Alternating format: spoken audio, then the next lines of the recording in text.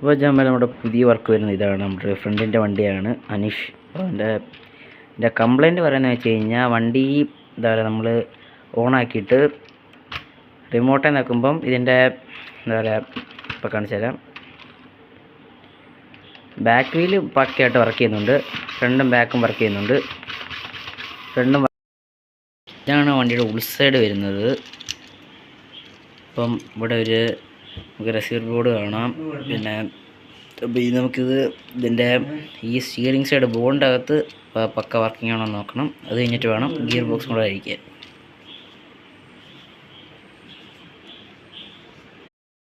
അപ്പോൾ നമ്മുടെ വണ്ടിക്ക് സ്റ്റിയറിംഗ് സൈഡ് തിരിയാന്ന് പറഞ്ഞാൽ വേറൊരു കംപ്ലൈൻറ്റും അല്ല, നമ്മുടെ ബോർഡിൻ്റെ കംപ്ലൈൻ്റ് ഒന്നും അല്ല.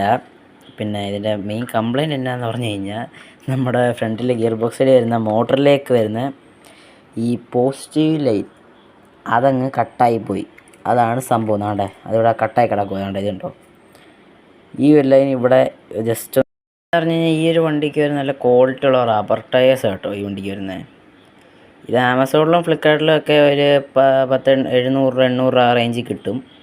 വലിയ കുഴപ്പമില്ല. ഒരു basic toy grade RC car നമുക്ക് കുട്ടികൾക്കൊക്കെ സുഖമായിട്ട് ഓടിക്കാൻ കൊടുക്കാം. പിന്നെ നല്ല ക്വാളിറ്റിയാണ്. അത്യാവശ്യം ഇടിയൊന്നും കിട്ടിക്കഴിഞ്ഞാൽ വലിയ കുഴപ്പമൊന്നും കാണത്തില്ല. അപ്പോൾ അച്ഛന്മാരെ നമ്മുടെ ഈ ഒരു RC കാർ, ഈ ഒരു RC ട്രക്ക് നമ്മൾ അങ്ങനെ സർവീസ് ചെയ്ത് സെറ്റപ്പാക്കി എടുത്തിട്ടുണ്ട്. കാരണം അപ്പോൾ എൻ്റെ ഈ ഒരു ഫ്രണ്ടിലെ മോട്ടറിൻ്റെ ഈ ഒരു പോസിറ്റീവ് കണക്ഷൻ, ഈ ലൈൻ ജസ്റ്റ് ഇതിന്ന് കട്ടായി പോയായിരുന്നു ഇതിൻ്റെ ഇഷ്യൂ.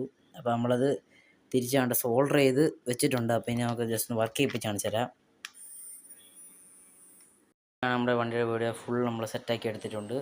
പിന്നെ ഇത് എന്താ പറയുക, ഒരു USB വഴിയാണ് നമ്മൾ ചാർജ് ചെയ്യുന്നത്.